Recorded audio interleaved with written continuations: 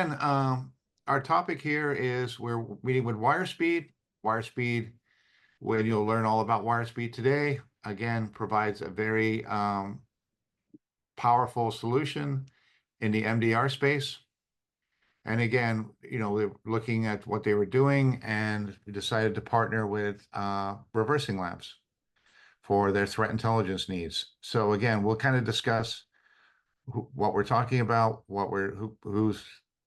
why they chose us, I think is, most important to us. But again, how do you test vendors, which I think is a really important discussion. When we were talking about this webinar internally, I realized almost everybody I talked to on my team or partners or other people, everybody had different criteria or different, how do they find vendors? How do they, test vendors? How do they deal with vendors? So I thought it would be good to go through and some real detail with somebody who did do a significant amount of testing and understanding, how they did test and why they tested. So can I have the next slide, please? So just a real recap on ReversingLabs, if you're not that familiar with us. We have a 40 billion files and objects in our threat repository. We're considered to be extremely fast. We have 60 relationships with other cybersecurity companies where we share files with them. We analyze about 20 million files daily. We do file deconstruction, what's called section hacking.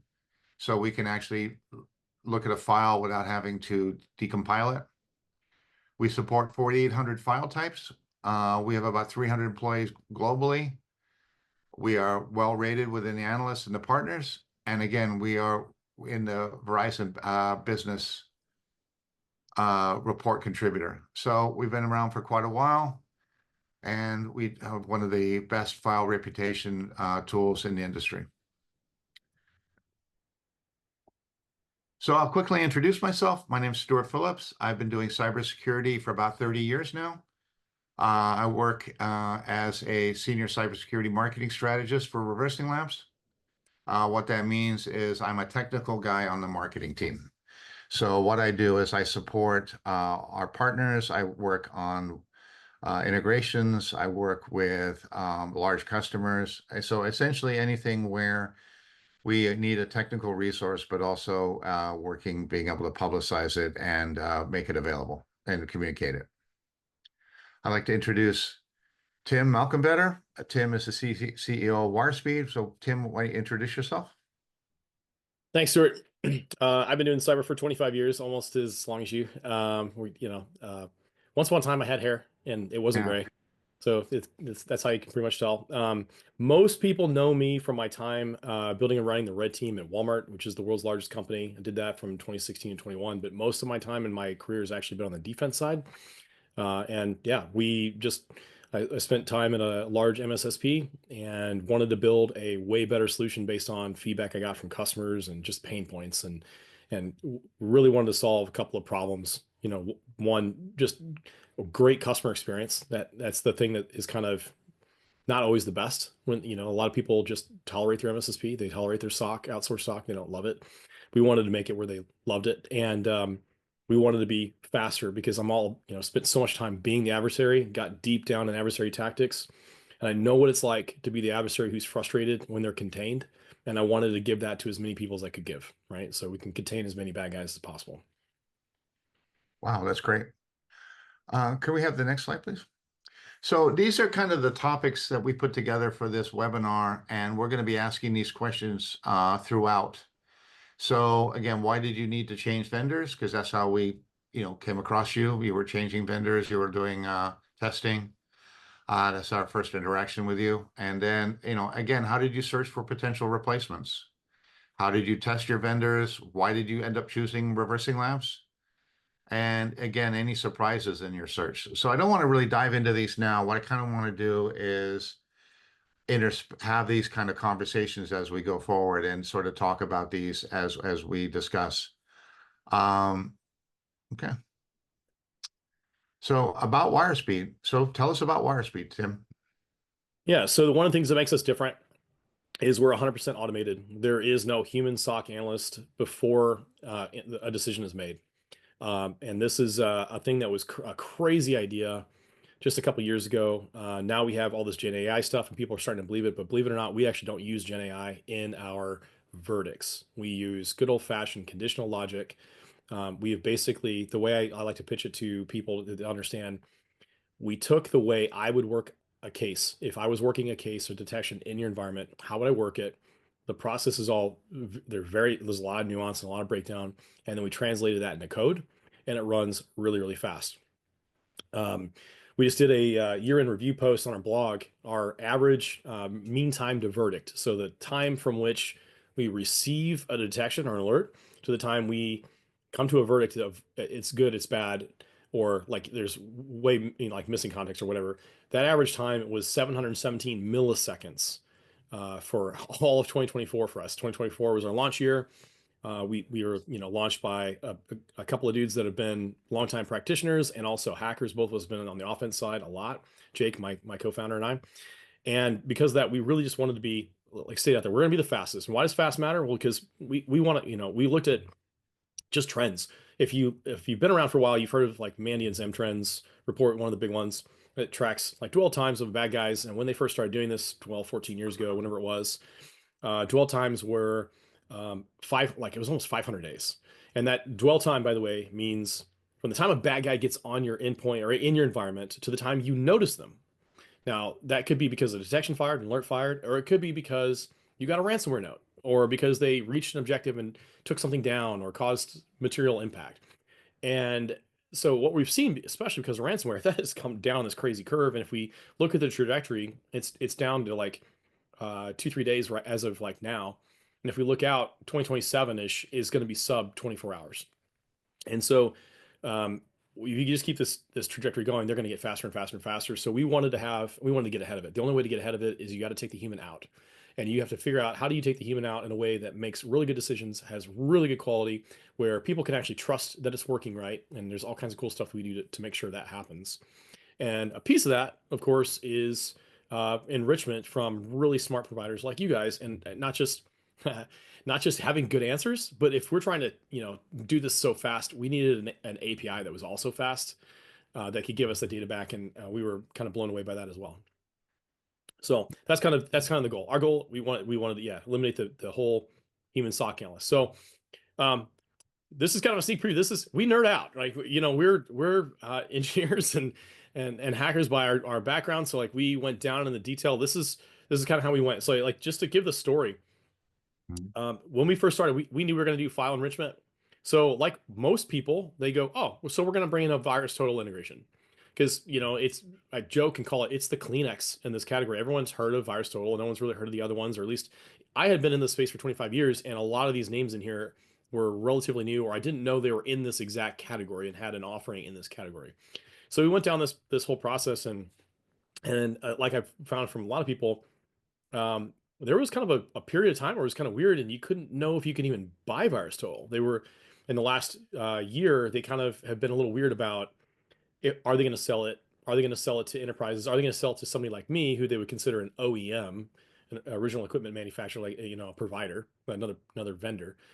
And the question was like, can we even get it? And the answer was no. Like I said, no, we can't. We literally can't sell you this. We can't do it anymore. If you would have inked a deal and at the end of 2023 could have done it, but not in 24 at all. So I was like, okay, great. So we were like thinking, what are we going to do? And I like to say the first thing we said we're going to do is we're going to build a poor man's VirusTotal. We're going to go out and figure out how many of these AV vendors have APIs that we can go hit. And we'll just go send hashes to all of them and try to get our best results. That was how we started this. Like, let's go there. Right away, we So found. let me ask you a quick question, Tim. So how many AV vendors was that, and how easy is it to integrate with their APIs? So there, here's the thing. One of the things we've learned, Stuart, is VirusTotal has like 70 something vendors listed, and you don't need that many. A lot of them are very duplicative, and some of those names are vendors like I've been in the space a long time, never heard of them, and don't know if they're good or bad. And like you have to kind of really go deep and analyze all of them. But what's even weirder is most of them don't have APIs that are available. Hmm. We only found a handful, and they're in here. Like really, just those two. It's Sophos, who's been around forever doing stuff, and it's now OpenText, which you kind of, it's like a fish swallowing a smaller fish. It's WebRoot AV, which has been around forever on consumer devices. We were actually really impressed with how its breadth of data for Windows only, and that so Windows only was kind of a killer for us. But they did a great job, little engine that could. And of course, WebRoot got bought by BrightCloud, which got bought by OpenText, and they have an API, and that was fine. We took a look at both those. The Sophos one at first was like, okay, cool, this can be amazing. You can buy it straight through AWS, and it's you pay for what you use directly. You know, a fraction of a penny per hash that you send to the API is like awesome. This is going to be great for a startup like us as we scaled. It's going to be cheap. The problem was the data sucked, and we they didn't have a lot. There was a lot of hash misses when we'd send a hash. They didn't have it for one, and for two, you know, they had this weird. They weren't really consistent and clear on the scores. One of the things I really like about ReversingLabs, and this is an understated thing. If you make a verdict, stand behind it. Don't do this wishy-washy. And we see this all over in security. It's not just in the file enrichment space. I see this in other MDR providers. I've seen this in places I've worked and places I've used as a practitioner, where a security thing would say, well, we think this is suspicious. Well, what does that mean? If I can't take an action off of it, like, don't tell me, right? Like, if you're coming back with like a gray answer, that means I have to do analysis, which then begs the question, if I'm paying you to analyze this only for you to tell me I need to analyze it, why am I paying you to analyze it? Right? Part of the reason why we started Wirespeed is I got that exact question in the past from from MDR customers. Like, if I'm paying you to analyze this alert that went off on my endpoint, and you say, I don't know, it's sketchy, and send it over the wall to me, why am I paying you to investigate if you're just turning it back to me to investigate? Like, so this is like cascading all the way down to the lowest level. You need to be able to do this. So getting results back from Sophos, like, hey, this is, you know, they have a weird like a rubric, like a numeric. If it's 0 to this number, it's this value, which is fine. Like, once you understand it, you can use it. But there's too much stuff that landed in the gray, and like we can't deal with gray. Like, I need pretty clear black and white. That's Especially what your customers are paying you for, though, right? I mean, exactly you know. right. Yeah. So if they don't, so if my tooling that we depend on doesn't give me a good signal, I can't return a good signal Mhm. overall about the bigger overarching event. So so that was kind of a non-starter. And then the last thing that really frustrated me with it was they don't have good virus names. Like, one of the things you'll see, and we have screenshots here in a minute. One of the things that we really pride ourselves on is not all malware is the same, and that's stealing a slide in a minute. But there are some things that are really, really bad, and you need to act, you know, with aggression and urgency. And there's some things that, you know, like, okay, yep, I understand it's bad, but it's not like 5 alarm fire bad. We'll deal with Right. it later, you know? Yeah. Right. Thank you. Yeah, going straight to this slide. This is a good one. It's kind of maybe hard to read. These screenshots are actually all out on the blog. So if you go find Right. the blog that we did about comparing file vendors out on wirespeed.co, you can see all of our analysis for all these different vendors, but then also come back in here and see some of these screenshots we pulled out. Mhm. But like this, for example, this is saying, hey, SentinelOne mitigated this tool. Our words to our customers in that top left screen where it says SentinelOne mitigated a malicious late stage tool execution of win.exe. Well, what, you know, win.exe, like whatever that means. Um, and it's mitigated. There are a lot of SOCs out there, MDRs, internal SOCs, whatever, that would look at it, an endpoint alert, see that the EDR took it, swallowed it, killed it, whatever, and go, okay, cool, move on. And that is such a horrible thing, because if, as a red team guy, one of the things I loved is getting into an environment where we felt no friction. It didn't Mhm. matter if you had the world's best detection tools if no one's watching them and taking action. And it didn't matter if you had one of the best endpoint protection tools and it was sitting there swallowing all my stuff if you didn't respond. Because what I'd do is I'd figure out, okay, well, that technique didn't work. Let's repackage this. Let's stage this a different way. Let's try this tool again. And Right. we can try again and again and again and again until like, oh, okay, cool. I got past this layer. This is how penetration testers think. This is how hackers think and how bad guys think, right? Right.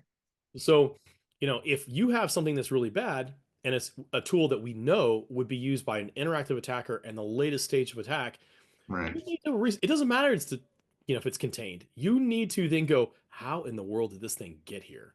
I need to Right. understand the bigger story. What's the bottom? What's the iceberg under the water, right? That's what I really want to see here. And that's why we maintain a list of these tools. And what's cool about it is through the API that we get from you guys. Not only are we getting this amazing analysis and breakdown of the tool, but I also get or all the different AV vendors that you guys partner with, what they give us back for these names, and we're able to go and pattern match off that and go, dude, like, so in this case, this is Cobalt Strike, right? So Mhm. Cobalt Strike's pretty infamous, common C2 framework, been around for a long time. Bad guys use it, good red team guys use it. And if it's on an endpoint, that means somebody's gotten pretty far. So you don't just go, oh, Cobalt Strike got nabbed. No, because they're just going to figure out a different way to stage it and go. And that's a C2 command and control tool. So that means they're probably going to get to their objective if you give them any time. You can't give them this time. You can't give them another shot. So Well, I think you bring up a really interesting point, right? Because a lot of times we'll see that where some tool will detect something and shut it down, but it's on all of your endpoints, right? And so, like you said, the hackers or the malware, it's just, okay, I tried this system, it shut me down. Let's go to another system and try it again. right. And and then try a different tactic, or maybe try a different password or something like that, and then just move from system to system to system. Whereas what we'd obviously want is to be able to proactively say, I saw this attack here, yeah, it was shut down, but am I at risk? Does everybody else's email have this attachment? Things like that. Yeah. Is the story done? Right. This is the question. Is this the end of the story? And a lot of people go, it took care of it. It's the end of the story. Yeah. No, no, this is the beginning of the story. You have a long day ahead of you trying to figure out what in the world happened, how this got here. Yeah. Yeah. Can we So, go back to the previous slide, yeah, please? I was gonna say, please go back. So, yeah, so like that we took a look at all these things. So like that's the threat names column. Like we want to make sure we have good names for these threats so we can go get them. Some of these names are for some of these vendors are not there. They're not very good. Like so Sophos didn't do a good job there. Bright Cloud Webroot did. But again, their data set was limited, so that kind of hindered us. We wanted something that would go across platforms. So we've got customers that use Macs and have Linux environments as well. And the reason why you'll see the best score on there is a 3 for Mac and Linux, because just as a community, we haven't fully, in my opinion, gotten to the point where we've inventoried enough of these binaries, got a really good repo. Although I'd say ReversingLabs is by far one of the leading edges in that space. We have a lot more submissions as a community we need to do back to these. Back to tools like ReversingLabs to really build that up to make it where it could be a 5, equivalent to the support we get on Windows. Zip files are important, of course. Some of these tools didn't do that, which is really weird. Actually, like going back to the left column there, SHA-1 and SHA-256. Why does that matter? Well, really funny thing. Turns out Sentinel-1 can only support SHA-256 hashes on their EDR alerts if you turn it on. And it also turns out, due to the ecosystem by which a lot of companies acquire their licensing, they have a partner upstream that controls that setting. Right. And we ran into it was almost like a religious discussion about whether or not that setting should be turned on. And I simply did not want to spend the next several years proselytizing all of my customers' upstream providers to turn that Right. switch on. So a couple of Well, the then you become responsible for it, right? All of a right. sudden it's like, okay, you need to turn this on. Okay, how do I do that? Okay, can you share your screen? And next thing you know, you're their tech support. Correct. And we didn't want to do that. So we needed something that supported multiple hashes, and ReversingLabs was way more than just these two, but that was important. And then what was really interesting about that, it kind of reveals the like the architecture underneath when you start looking at this. Like a couple of these tools, like the ones that are in red there, that didn't have the ability to go show me SHA-1. It was like, well, don't you have the files? If you still have the files in your library, you could just, I know it's going to cost you some compute time, but you could go slurp in every one of those files, spit out a SHA-1 hash, update your database, add a new column. And the answer was well, we can't do that, and didn't want to explain why, which makes me think they're not actually storing the files, right? Yeah. So they're just collecting the metadata and they're throwing the file away for whatever reason.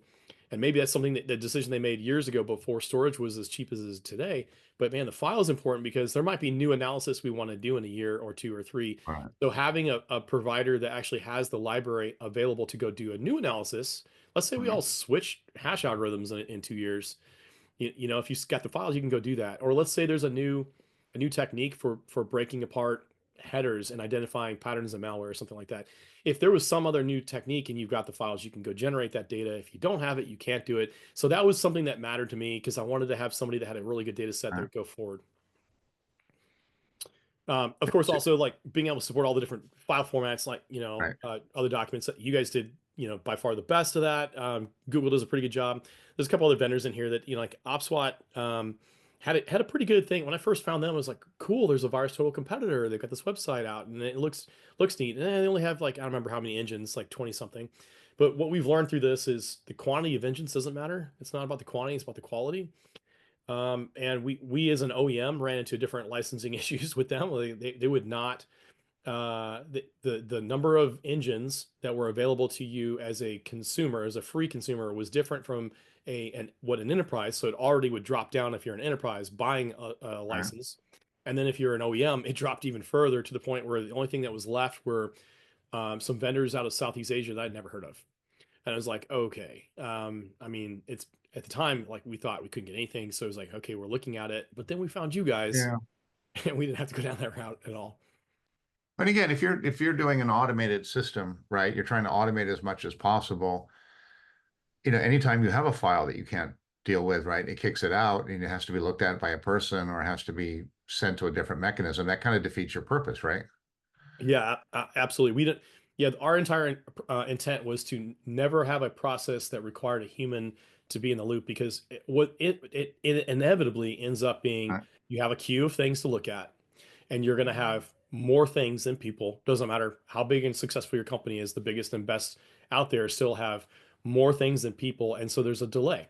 And if your Right. delay is, an hour, which was state of the art just a few years ago, and now some of these companies are getting their delay down to maybe 30 minutes or less, 20, 25, 15 minutes when it comes time for something that they can tell up front is a critical. That's great. But here's the problem with that. That's them predicting that it's a critical, right? And what they'll Right. end up doing, the dirty little secret is they have highs, mediums, lows, or they'll have critical, mediums, lows, whatever they call it, or they'll call it Sev 1, Sev 2, Sev 3. They all have some sort of categorization classification system. They classify the alert before it comes into them, which means it then predictably goes into the queue at a certain spot with a certain time to live before a human looks at it. So if you are maybe a Sev 3 or a low, that some MSSPs don't look at those for 72 hours, 3 days. And Right. the dirty little secret is what appears to be a low by a security vendor in the right context could absolutely be a high. And Right. so we don't, if you look at how we do it, we don't even say high, medium, or low. We just tell you this is something you got to act on now, or Mhm. it's something we close and we keep out of like we Right. explain why we close it. Yeah, and again, a lot of times with an organization, right? If they're dealing with things and they're patching quickly and they're really updated and they're really on top of it, something that comes in that's really old could actually be very almost nothing of a threat. But again, you have organizations just unfortunately are not in that situation, and something that's 2 years old could still be a big threat to that company. Yeah, 100%. Yeah. What's old, I've seen the old cycle back to new all the time. It just, Yeah. there's nothing really new that a bad guy can do. You just repackage it. There might be complicated new components or new technologies that it's going against, but the concepts are 25. Actually, the concepts of all the breaches we see today go back to I've read academic papers from the 1950s and 60s that describe Yeah. it. So like it's really not new. All right. But carrying on through our list here, so we got the scanning agents. Known good stuff mattered to us because we didn't want to just have things of that were bad. We wanted to know as much as we could about good things too, right? All So right. I want to know, I want to be able to confirm that this is actually a Microsoft signed certified thing and it's legit, or this is this comes from this vendor. Being able to have that's good. That is another area that I think everybody can still improve. There's still opportunities to get that better, which is why the best score there were four. The publisher names, like so all the publisher metadata on the file, that's where it gets fun. So I like to tell people that looking at the API from Reversing Labs is kind of like imagine I've got a reverse engineer that's completely disassembling a binary and then giving it back to me in JSON in like a couple let's call it 150 milliseconds, super super fast. And so I get that metadata on those files, which is really exciting. As a nerd, there's more data than we even get a chance to use, and like I hope we can start using some of the additional fields, like the fact that you guys can tell me every single library that's imported into a Windows binary, like hey, we import this DLL, we call these functions. It's fascinating, and it's really really good for us to be able to go back to a customer, especially when we dismiss, because this is the thing. Dismissing an alert is almost as important to get perfectly right and justified all the way down as it is. In fact, I'd actually argue maybe more so than an alert where you escalate it back out, right? To take an action. You Yeah. need to be able to explain why you're able to do it. And we get a tremendous amount of data, and we've got examples here in a moment that I'll pull up Mhm. that do that, that do that really, really, really well. Yeah, I mean, again, our background is working with threat researchers, right? So that was originally where we started. Yeah, yeah, 100%. And then, so just to round off those last couple columns, and we can move on, is your pricing was one of the better ones out there by far. Of course, it's not as cheap as a fraction of a penny from Sophos, but the data wasn't as good. It's like, it is what it is. I'd say by far you guys were the best value. This reason why we spent all this time looking at it, why we went with you. And then the whole likelihood of continuity thing is like the continuity of the product, like how important is it? Yeah. And part of like captured in this too, like obviously Google's still selling VirusTotal. They started selling it again, and they spend a lot of money there, and they spend a lot of money on Mandiant, and they're rebranding it as Google Threat Intelligence, which is a way just to monetize the really expensive Mandiant acquisition, which is most expensive acquisition in cyber, I think, history. But it wasn't just that, like, were they able to sell it? There was questions about that, but it was also how important is this product to this vendor? I like to like if I'm buying a car, I don't want to buy, and I'm looking for a certain kind of vehicle. I want to buy the category of vehicle that is a flagship product of that brand. I don't want to buy the one that's like I'll pick an easy example. If you want a midsize sedan, a Toyota Camry is the flagship. You don't go to, maybe a company that's known for trucks and ask like you're not going to go to Ford probably and get a mid-size sedan. That's not doesn't make sense. Like they probably maybe they still sell them, don't even know. But you wouldn't want to do that. And the flip side though, Ford is known for the F-150. It's their flagship. So if you need a full-size truck, you go there. If you want a mid-size truck, you go to Toyota and get the Tacoma. So like I think in these kinds of things, I always want to buy the flagship product from the vendor. So you get the one that gets the most of their attention, that's really, really valuable and strategic to that company going forward. And this is part of the reason why we went with Reversing Labs as well, because file enrichment was the core thing you guys initially did, and as you expanded out into things like supply chain, well, it's a component for how you do it all the way through. So we knew it was going to be something that was continually Yeah. invested in. It was going to be available. It was going to be, just it's going to be there for some time. Like it's going to grow. It's going to get better. It's not going to stagnate and fall off.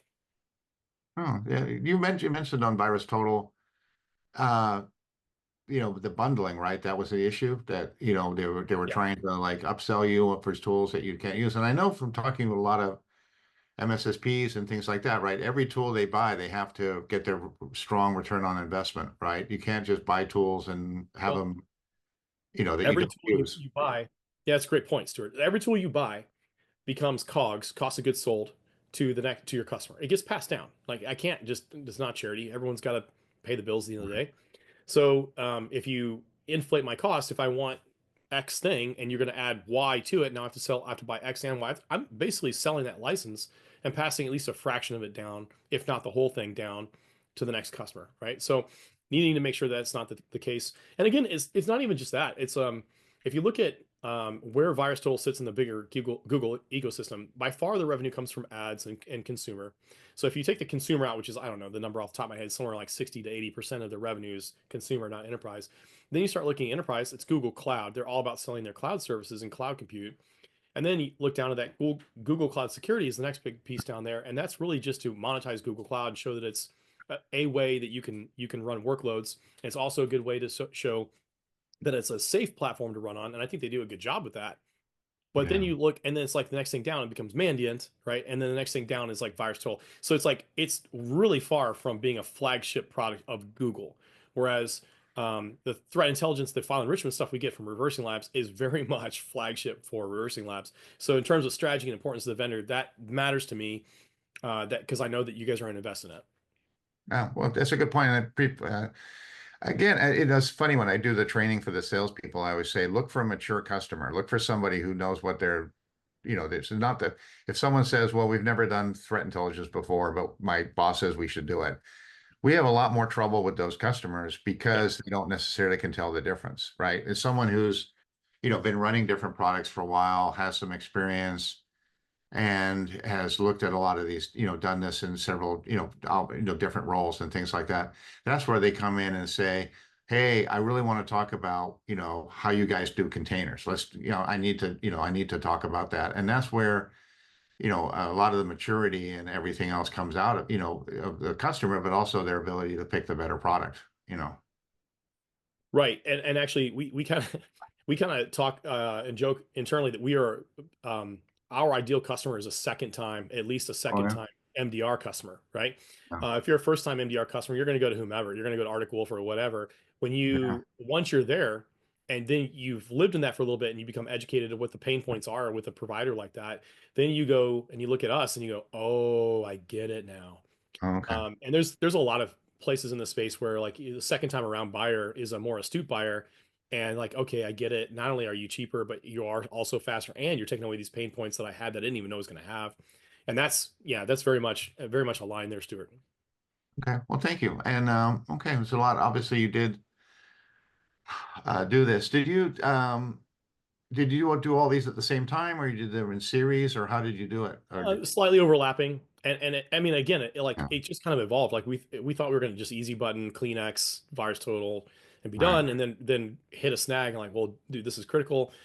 And then it snowballed into, well, we're doing this. We're going to go do a full on bake off. And then it became like, dude, there's no content out here on the internet at all comparing vendors. Like, we're just going to go write a blog and write and compare this all up because like other people need to get that information too. Like, if I wish that I had the blog that we wrote before we started. I'd have been like, oh, okay. And like, Right. we pay all, other vendors pretty favorably. There's and certain use cases you might want one of the other ones. But in ours, and I think in most, you're probably going to go with Reversing Labs if you're an astute buyer. Okay. Well, thank you. Can we have the next slide, please? Yeah. Okay. So yeah, this is going to kind of showcase like, okay, so we talked about what it is, like what we've done, and at a high level, what Wirespeed is. And then like, okay, so what does this mean for a Wirespeed customer to have a Reversing Labs integration? We got a couple of examples here.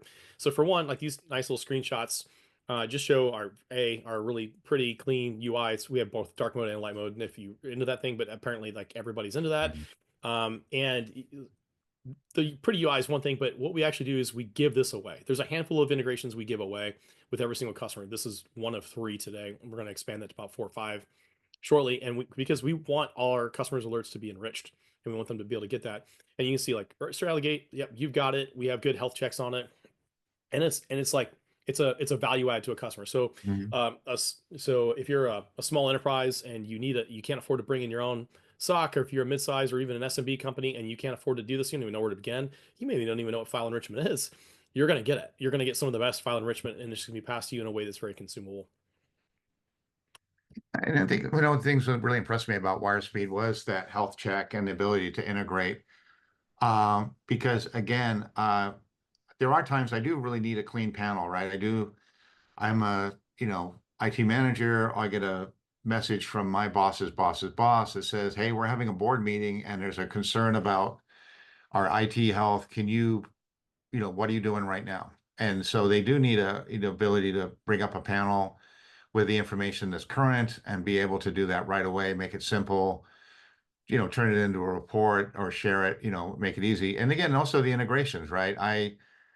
you know, um, being able to have, can I get a message from Slack that says, hey, something's been discovered, we probably need to look at it, or hey, here's our statistics for the day, things like that. All those things, again, it just doesn't pull me out of what I'm working on, right? If I'm a IT manager, I'm a CISO, I'm whoever in our wonderful ecosystem, I can't just be jumping out of one program to another and then, keep my train of thought, right? I need alerts, but I need also not to be just completely disturbed. So I was really impressed by how you again put the panel together, but also the integrations. And and again, I've people I talked to, I've recommended, this type of approach.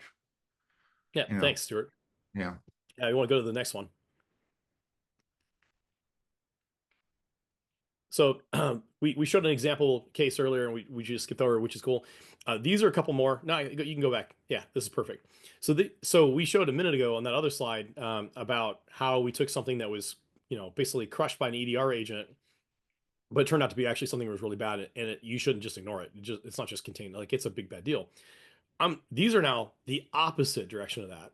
So the dark screen ones on the left here, and again, all these are on that same blog. You can go down and find that file reputation vendor blog and see this yourself and read it. But and get a like high res view if you want to go read all the little metadata and the JSON and stuff. But the one in the dark mode here, that's Sentinel-1 actually screaming that this Lenovo update executable, this Lenovo Vantage Service.exe is actually ransomware. Now, what's Mhm. crazy is we see these like dozens of these a week where Sentinel-1 will pick up because they're behavioral, right? They're not looking at the same things you guys are looking at. They're looking at behavior patterns. They'll see things like, hey, it's writing to a privileged location, it's talking to the internet, and it's maybe touching credentials, or it's doing like two or three or four things that ransomware also has to do in order to get set up. So therefore, I'm going to go ahead and put this in the ransomware like genre or category, and I'm then going to give you a ransomware alert. So you can imagine if you are an IT person or a security person at an enterprise or a mid-sized company, and you get an alert from Sentinel-1 saying you got potential ransomware, even if it turns out to be false, and if you don't know what to do with it, A, like it's gonna be a bad day, and B, like just getting that, can you imagine the feeling in your gut when you get that alert that says ransomware? Like, what? Yeah. And it's like, dude, then think about it being like Friday at 4:30 and you're about ready to get out of the office and you've got plans for maybe it's the kids have an event or who knows, and you're like, my weekend is gone, maybe my next week is gone, and it's all, and then you find out later it's a false positive. So we are able to take these alerts, and obviously we have really robust data that comes back from you guys. So we take Mhm. those hashes, we go and enrich it, and in that one on the left there, we're able to go and say, okay, look, 012 threat engines detected this. And I love that big blob of text explanation at the top there, right next to the light bulb, on that second pane. That's your summary. And it's an amazing summary of the executable. So if I'm a doubter and I'm like, what do you mean you dismiss this as ransomware? It's everything. Everything the binary does, everything that you can pull out, all the like a summary of the functions that are actually that are called, the libraries that are imported, etc. It's all right there. And we've got all this data that we now can go and say, yeah, this is benign.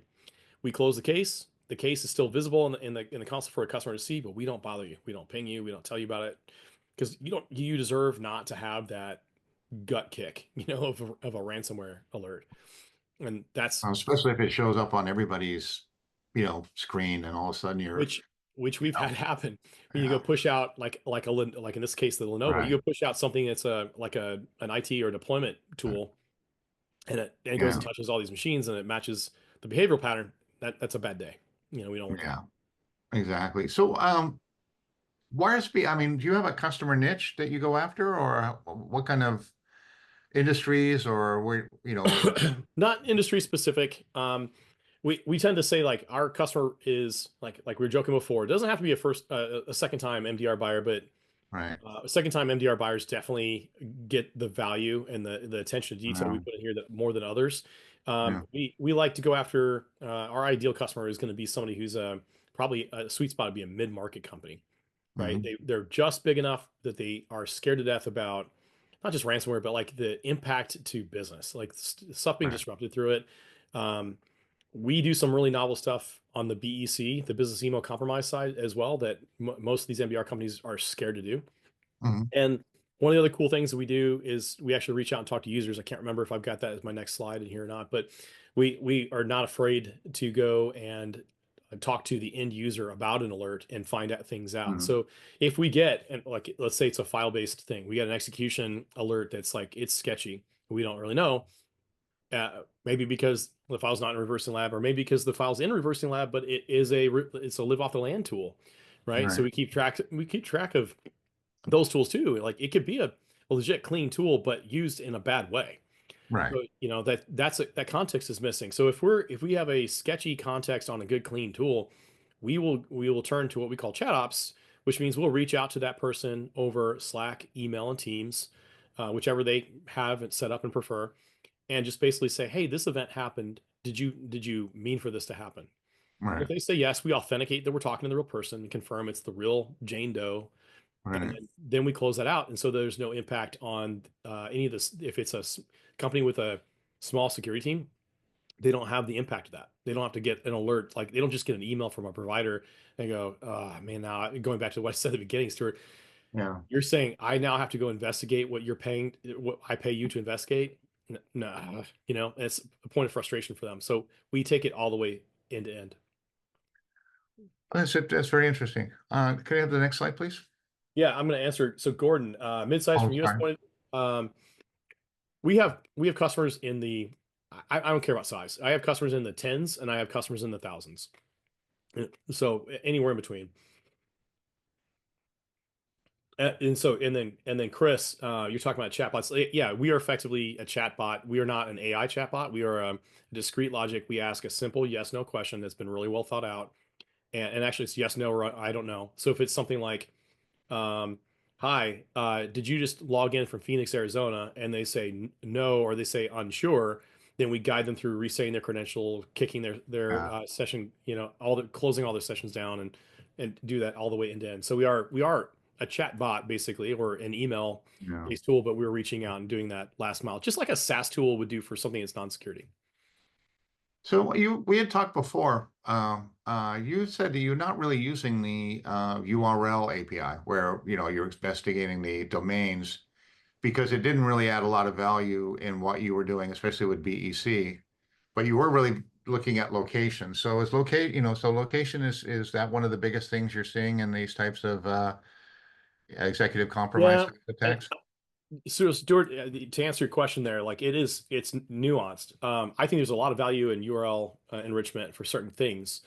The problem with phishing is that bad guys, just like good guys, we learned how to spin up infrastructure quick, right? We learned how to use DevOps, and infrastructure is cool as code or whatever. So we can spin up. The bad guys are doing the same thing. But when I was doing red team work, we had over at one point over 500 DNS domains on ice, aging, getting Mm. categorized. We would have, we'd be able to spin stuff up and down really, really fast. And I was just a single, really well equipped threat actor going after one really large company. So you can imagine you start multiplying this out by hundreds of threat actor groups, different levels of skill set. They're going to open up and close down their malicious infrastructure fast, which means in that context, if you're Right, looking at URLs, like if it's tagged as a URL, that means it had to have been really old by the time somebody tagged it as right. a malicious phishing URL or whatever. There's a question in the chat for you, Tim. Yeah. So, do we have escalation channels internal? Yes, we have. We have. So we have. It's very flexible. So you can out of the gate when you integrate with us, when you turn us on, we are escalation only. We try to encourage you um, to turn chat ops on and to turn containment on. We have a lot of really cool, novel ways of doing this where you can Mm, trust it, because what I have talked to over 300 enterprises through CISOs, like big companies, and ask them and talk to them about, automating containment, and they're all excited about it. But not one of them ever actually turned it on when it came to hit rubber to the road because they were scared to do it. And so I spent a lot of time thinking about why is that? And also, like, if we're fast on detecting something and I throw it over the wall and escalate, and you sit on it for 72 hours, what is the point of being fast? The whole yeah. point of being fast is actually to contain it and resolve the issue. So if I can't chase this all the way down and help you get a true resolution, go find somebody else. We should just close shop. There's no point in us doing what we're doing. So we spent a long time thinking about that, and we've got a lot of layers of controls where you can test it. Like, hey, I just want to do one containment today, or hey, I just want to do one chat ops engagement today, and Right. everything after that point becomes a normal escalation. Put your toe in the water, go evaluate it, see how it worked. Did it work okay? Cool. Make it 2 tomorrow. Make it 5 next week. Make it 10. Open it up. And then on the containment side, we break it down by both endpoint and identity. And on the endpoint side, we break it down like maybe you never, in fact, I would probably encourage you to not auto contain servers, auto contain what we call high value assets, which we learn from your environment based on your org chart, and also based on cases that we see. So, like, for example, your CFO gets an EDR alert. We know your CFO is in what we call our VIP list. Because he's a VIP and because he's logged into laptop 123 is now a high value asset, which means we won't automatically contain it. And you can get the white glove treatment where you can reach directly out to your CFO and deal with it cautiously in a way Yeah. that is very career advancing, as opposed to just like, nope, nuke it and we're done, and then deal with it, the consequences later. And I then, think I think every cybersecurity person has a story where they contain something, and 2 minutes later they're talking to an executive they've never talked to before. And then yeah, it's like, 100%. turn it And back then on. and then another plug to you guys, because we're using the Reversing Labs enrichment, and because we're matching that enrichment up to a list of tools that we consider to be late stage tools, you have the option of saying, hey, I only want to contain endpoints if they're not a server, if they're not high value assets, and if they're not regular commodity malware, but they're only late stage tools. And that's our default recommendation out of the gate. So if Mhm. you get commodity malware, something you're not really sure, it's kind of gray. Yeah, it's an escalation. You can look at it. Right. Some of these tools can be wrong. Tools out of context can be wrong. We know that, Right. but there's no impact to you. But then something that we know for a fact with really high signal and really high confidence is an interactive attacker on a device that they should not be on with tools that should never have been in there. Yes, quickly, let's Yeah. just network isolate it. That's safe. Very, very Yeah. safe. Yeah. So, I deal with a lot of customers, and the tier one, tier two, tier three, and the tier three threat hunter guys are people are always, very often they'll say, I only want to see malware that's really uncommon, or actually the best thing would be malware that no one's ever seen before. yeah, And so when we can pull that out and we can identify that, by using, similarity and things, ways we actually do section hashing and break it apart. If we can say, well, no one's ever seen this file before, but it's 98% identical to this other malware that we have found before. And by the way, it was actually built within a tenth of a second of these other files. yeah. You should look at this. And, that's what they're really looking for, how to pull out that important malware. Yeah, 100%. And then going back to Chris, I think to your like kind of wrap up your question about escalation channels. So we take a human out of the loop on the front end. We don't take the human out of the loop completely. We have a novel process for quality assurance, and we have some content on the blog. So if you take those blog links, you can eventually go around and find the ones on AQL, and that's acceptable quality limits. That's an ISO standard for quality that's been around since before World War II. Pretty much any manufacturing industry, healthcare, like if you go in for surgery, the latex gloves and the surgery tools have all gone through AQL to make sure they're going to meet acceptable quality standards before they get used. We've brought that to cyber for the first time, and that is something that's very, very cool. I always get excited and really geek out when like 'cause cyber, a lot of times we think we're our own thing. Then there's nobody or nothing like us anywhere out in the world. But when we can find these analogies and we can bring something that's been very successful elsewhere and bring it over, that super gets me excited. And so that's what we've done. And so how that works is we randomly sample cases every single day in case lots, and we pull them out and we inspect for very specific points of quality concern. If it's a critical quality concern, that means we hand evaluate every other case in that case lot and make sure that we didn't have any repetition and we can immediately fill it in. And that all that data is transparent to our customers. The customers can see when we do AQL in their cases and what the verdicts were. So we have that there, but what that does is we basically have taken the human out of the loop by putting them on the backside of it. So we're really, really fast. We still contain it.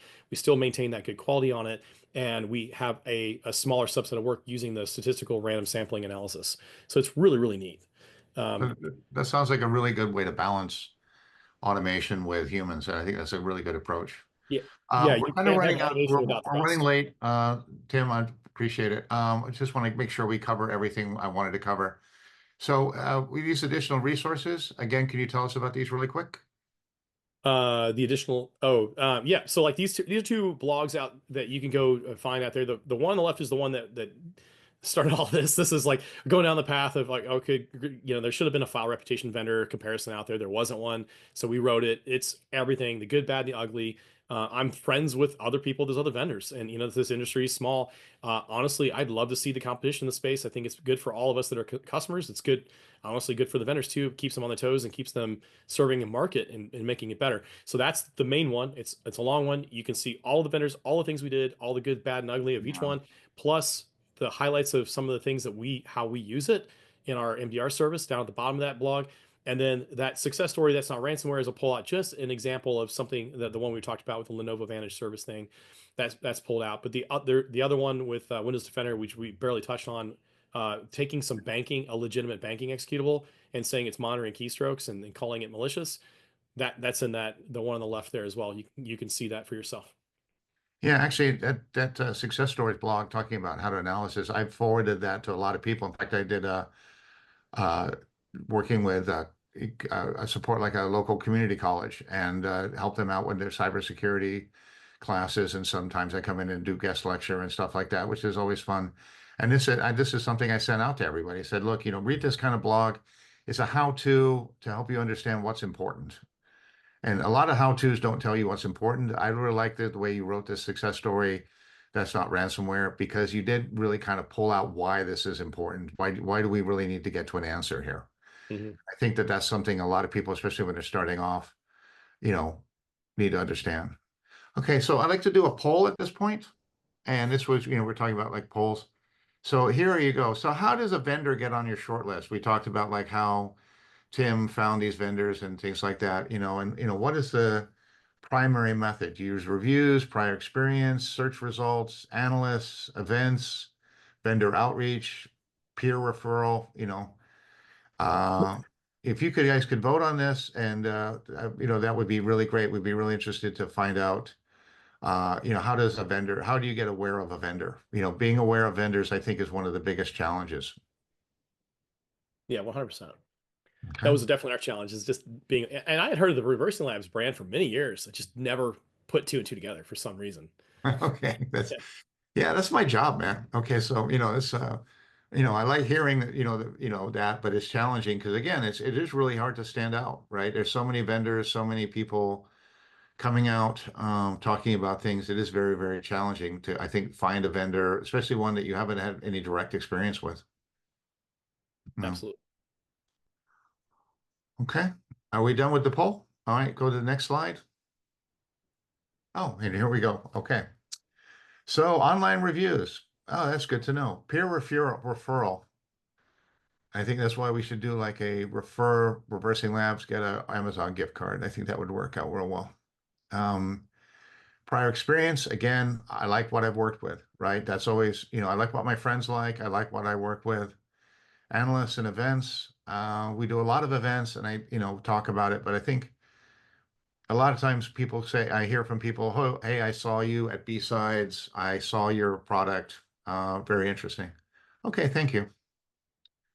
So I'd like to go ahead and say we have some additional resources online on the Reversing Labs website. If you're interested in, again, a blog talking about this, reading, again, seeing it from our side. And then also, there's some more information, Reversing Labs versus VirusTotal, more head-to-head information, some details, things like that. And then go to the next slide.